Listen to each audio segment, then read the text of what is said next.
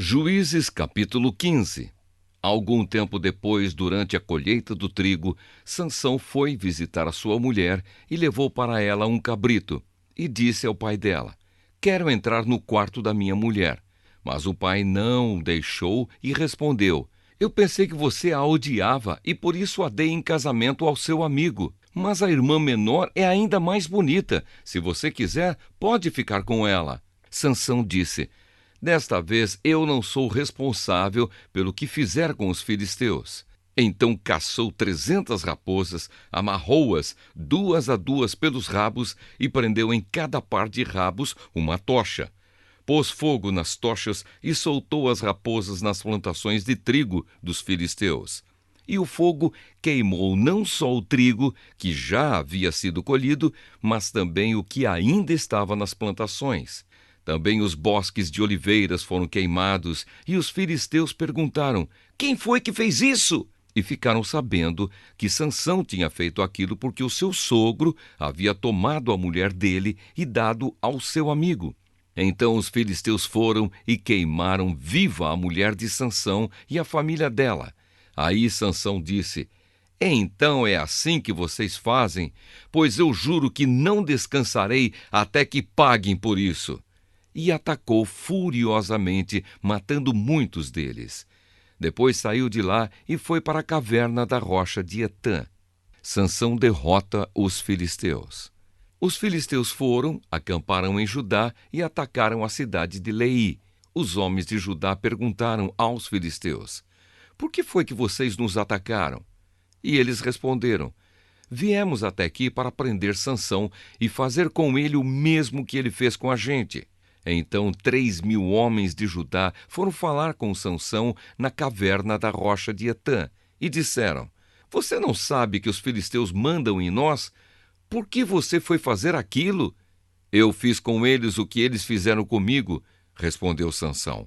"Nós viemos até aqui para amarrar e entregar você aos filisteus", disseram eles. Sansão respondeu: "Prometam que vocês não me matarão." "Prometemos", disseram eles. "Nós vamos somente amarrar você e entregar aos filisteus, não vamos matá-lo." Então o amarraram com 2 cordas novas e o fizeram sair da caverna.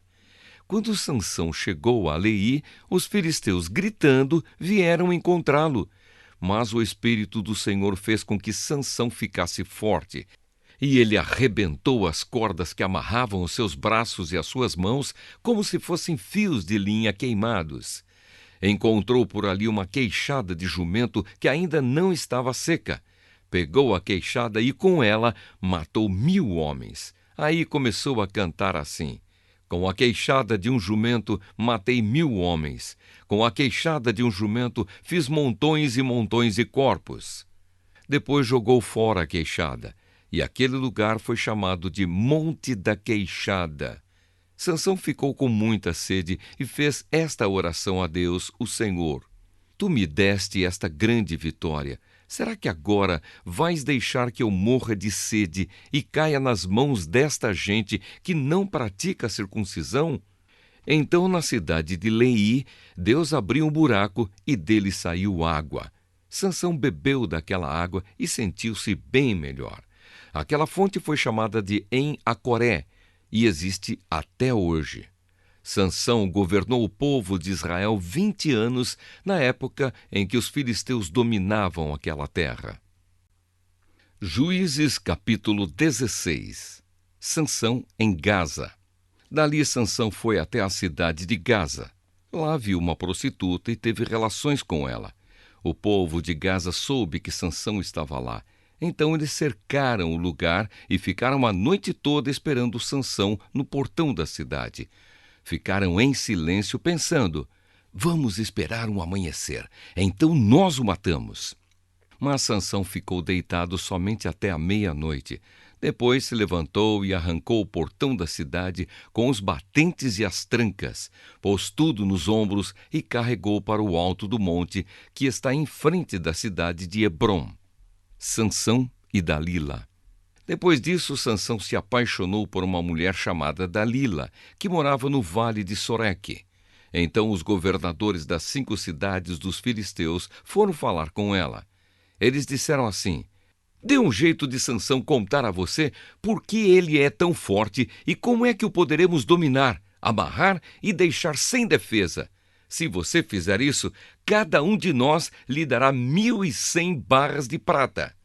Então Dalila pediu a Sansão: por favor, me conte o segredo da sua força. Se alguém quiser amarrar você e deixar sem defesa, o que é que ele deve fazer? Sansão respondeu: se me amarrarem com 7 cordas de arco novas, que ainda não secaram, eu ficarei fraco e serei como qualquer um. Aí os governadores dos filisteus trouxeram para Dalila 7 cordas de arco novas, que ainda não estavam secas, e ela amarrou Sansão. Dalila havia deixado alguns homens escondidos, esperando no outro quarto. Então gritou: Sansão, os filisteus estão chegando! E ele arrebentou as cordas de arco como se fossem fios de linha queimada. Assim eles continuaram sem saber qual era o segredo da força de Sansão.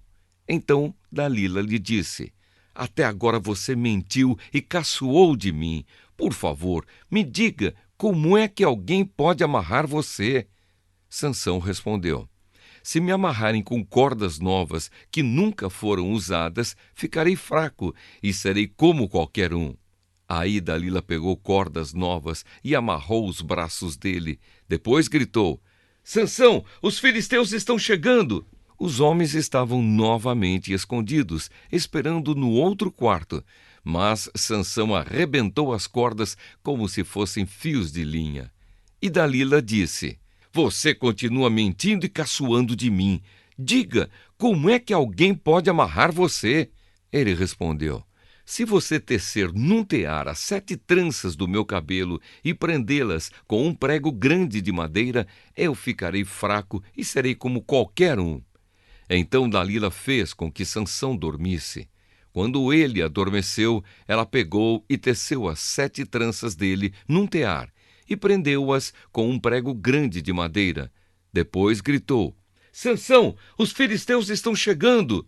Mas ele se levantou, arrancou o prego e tirou o cabelo do tear. Então ela disse: por que você diz que me ama se isso não é verdade?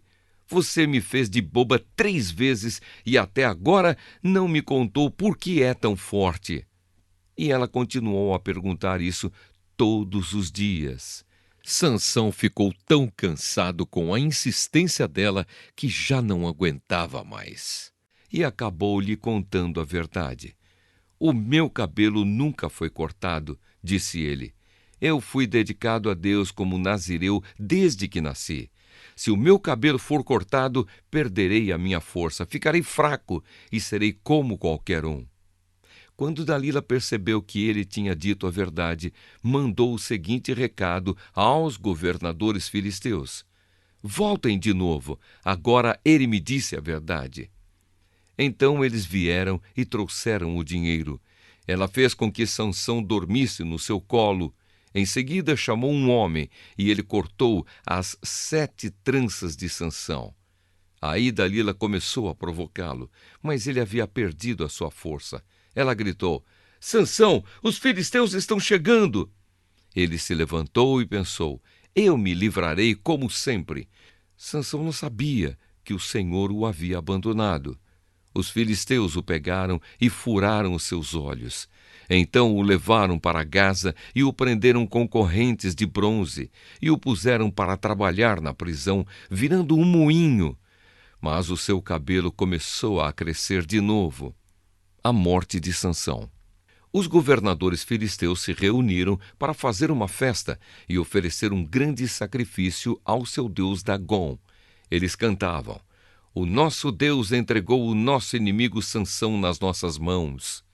E o povo, quando viu Sansão, cantou louvores ao Deus Dagom assim: o nosso Deus entregou nas nossas mãos o inimigo que destruía a nossa terra e matava muitos dos nossos.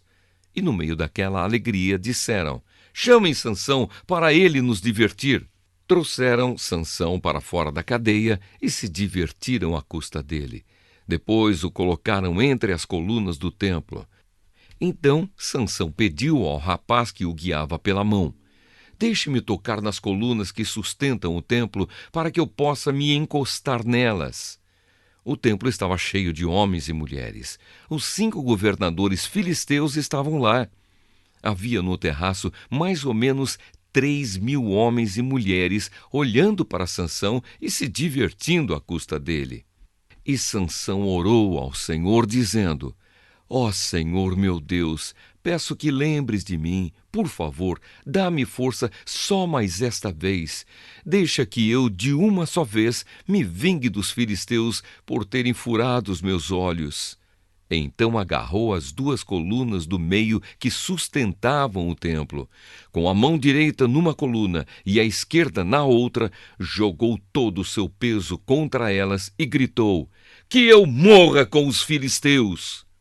Em seguida, deu um empurrão com toda a força e o templo caiu sobre os governadores e todas as outras pessoas.